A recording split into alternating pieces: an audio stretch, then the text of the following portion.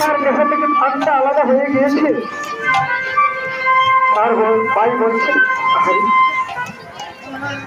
আহারে আমার ভাইটা কিছু সময় সাধুত্ব করতে পারল না।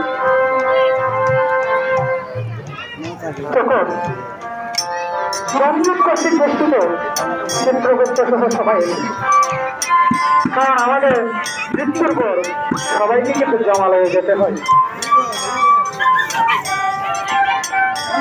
তখন তারা যখন এসেছে, যমরাজ বলছে যে সে তো মৃত্যুর সময় কৃষ্ণ নাম নিয়ে সে মৃত্যুবরণ করেছে। আমরা দেখবেন আমাদের মৃত্যুর সময় যদি আমরা নিজে কৃষ্ণ নাম করতে পারি না, যারা পারি তাদের তো ভালো, যারা পারি না অন্যরা কিন্তু আমাদের আত্মীয় স্বজন বন্ধু বান্ধব আমাদেরকে কৃষ্ণ নাম শোনাইয়া বিদায় দেয়। সে কিন্তু নিজে কৃষ্ণ নাম শুনে তার সঙ্গ দেখুন আলাদা। তখন যমরাজ বলছে যে শেষ সময়ে যে কৃষ্ণ নাম নেই, সে স্বর্গে যাবে না নরকে যাবে? দয়া করে বাবা আন কথা কেউ বলবেন না, এটা নাম অপরাধ হবে। শেষ সময়ে কৃষ্ণ নাম নিয়ে মৃত্যুবরণ করলে কি হয়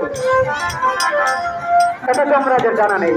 তো যমরাজ বললো যে আমি স্বর্গের রাজা দেবরাজ ইন্দ্রের কাছে যাবো, গিয়ে বলবো যে শেষ সময় কৃষ্ণ নাম নিলে কি হয়।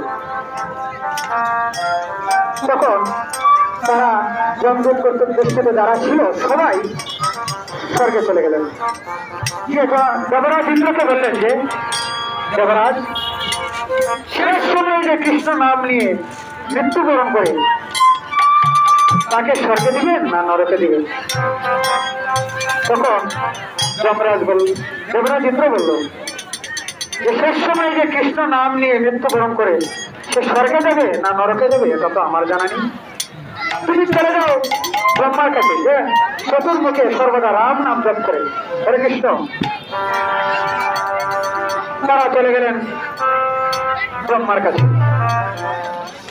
ব্রহ্মাকে গিয়ে বললেন যে প্রণাম, আমরা আসছি যে শেষ সময় যে কৃষ্ণ নাম নিয়ে মৃত্যুবরণ করে সে স্বর্গে যাবে না নরকে যাবে?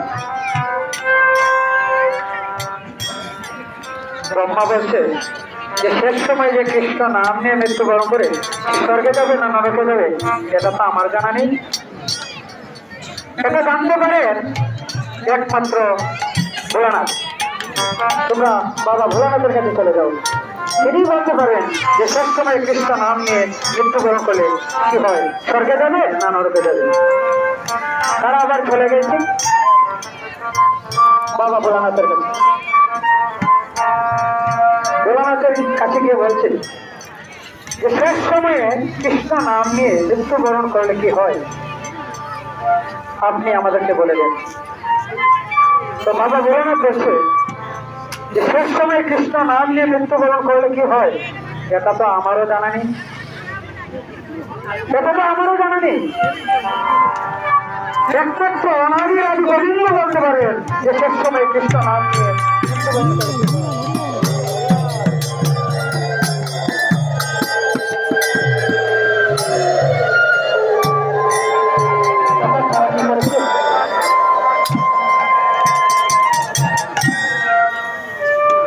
তখন তারা সবাই চলে গিয়েছে অনাদির আদি গোবিন্দের কাছে। আর এইদিকে বড় ভাই বলছে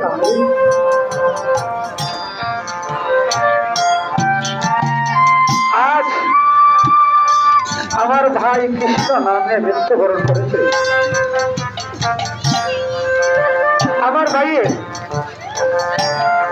স্বর্গলোক দেবলোক ব্রহ্মলোক সবকিছু নষ্ট হয়ে যায়।